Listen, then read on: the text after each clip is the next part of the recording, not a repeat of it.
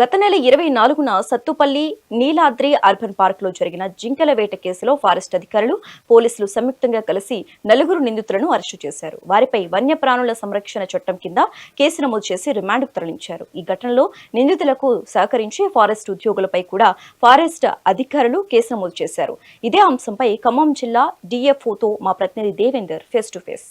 గత నెల 24న సత్తుపల్లిలోని వనంలో జరిగిన జింకల వేటపై జిల్లా ఫారెస్ట్ అధికారులు పురోగతి సాధించారు. ఈరోజు పూర్తిగా దానికి సంబంధించి ఎంతమందిని అరెస్ట్ చేశారనే దాని మీద మనతో మాట్లాడడానికి జిల్లా ఫారెస్ట్ అధికారి విక్రాంత్ సింగ్ మనకు అందుబాటులో ఉన్నారు. ఒకసారిగా సార్తో మాట్లాడి మరిన్ని విషయాలు తెలుసుకుందాం. సో సార్ చెప్పండి, సత్తుపల్లిలో ఇప్పటికే ఆ జింకలను వేటాడిన విషయంలో ఇప్పటికే కొంతమందిని రిమాండ్ చేశారు. అసలు ఈ రిమాండ్ చేసిన దాంట్లో అంటే వేరే ప్రధాన పాత్రధారులు కూడా ఉన్నారని చెప్పేసి కూడా అంటున్నారు.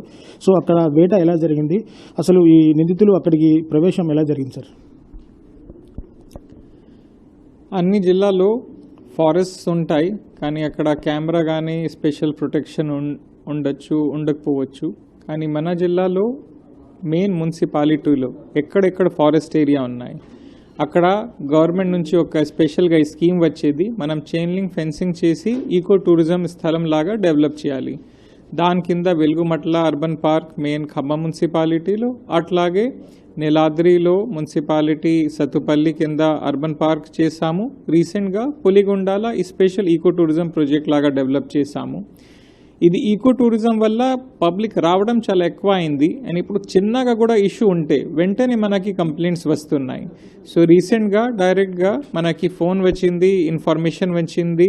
మీడియా మిత్రుడు కూడా చాలామంది ఫోన్ చేశారు. వాళ్ళు కూడా మనకి తెలిపారు కి అర్బన్ పార్క్లో 24th నాడు కొంతమంది వచ్చారు, బండిలో వచ్చారు, హంటింగ్ పోచింగ్ చేసి వెళ్ళిపోయారు. అప్పుడు district task force team Srinivasarao, FDO Manjula, FRO Snehalatha కింద మనం స్పెషల్గా టీం ఏర్పాటు చేసి ఎంక్వైరీ కోసం పంపించేశాము. వాళ్ళు అంతా ఏరియా చూశారు, అర్బన్ పార్క్ చుట్టుపక్కల చూశారు, అర్బన్ పార్క్ లోపల కెమెరాస్ చూశారు, బయట చూశారు. అప్పుడు ఏం తెలిసింది కి ఒక మన వాచర్ బయట నుంచి ఒక మనిషికి హెల్ప్ చేశారు. సో ఫస్ట్ మనం వాచర్కి ప్లస్ అట్లాగే ఒక మార్నింగ్ వాకర్కి అరెస్ట్ చేసి జైలుకి పంపించేశాము. దాని తర్వాత మనకి తెలిసింది కి ఒక మనిషి అశ్వరాపేట నుంచి వచ్చారు, గన్ పట్టుకొని వచ్చారు. ఆయన మెయిన్ ఆఫెండర్ కాబట్టి పోలీస్ హెల్ప్ తీసుకొని మనం ఐడెంటిఫై చేశాము. ఆయన ఇక్కడ నుంచి ఫరార్ అయ్యారు. హైదరాబాద్లో ట్రేస్ అవుట్ చేశాము. నిన్న ఆయన కూడా వచ్చారు, ఆయనతో సహా బండి ఓనర్ భరత్ వచ్చారు. ఇద్దరికి రిమాండ్ చేసి జైలుకి పంపించేశాము.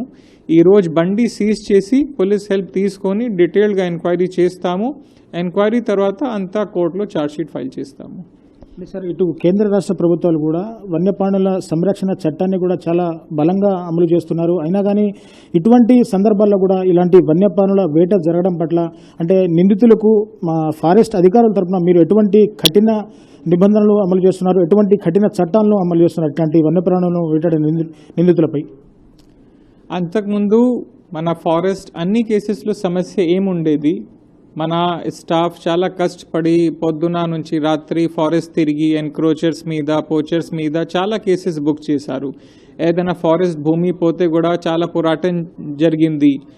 పక్కన జిల్లాలో నవంబర్ 2022లో ఫారెస్ట్ రేంజ్ ఆఫీసర్కి చంపేశారు.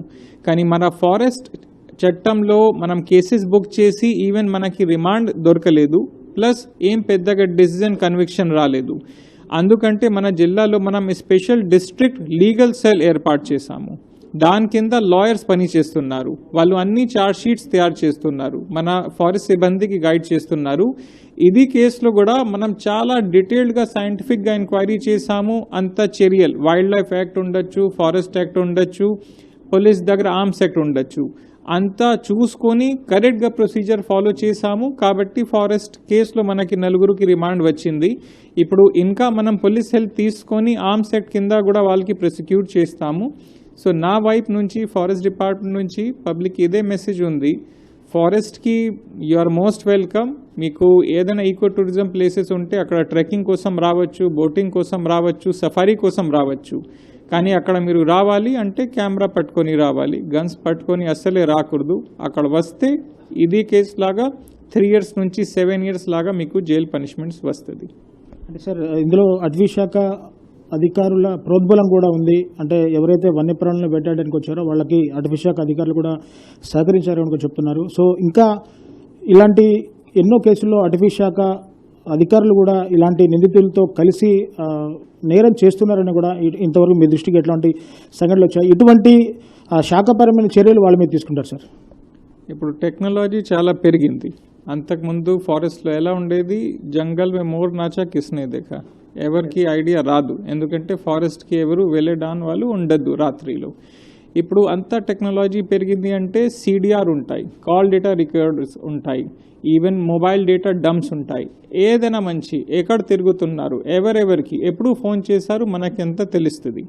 చూసారు కదా, పూర్తిగా ఈ నెల 24న సత్తుపల్లిలోని అర్బన్ పార్క్లో జరిగిన ఘటనపై ఇప్పటికే నిందితుల్ని అరెస్ట్ చేశామని చెప్పేసి డిఎఫ్ఓ చెప్తున్న పరిస్థితి కనపడతా ఉంది.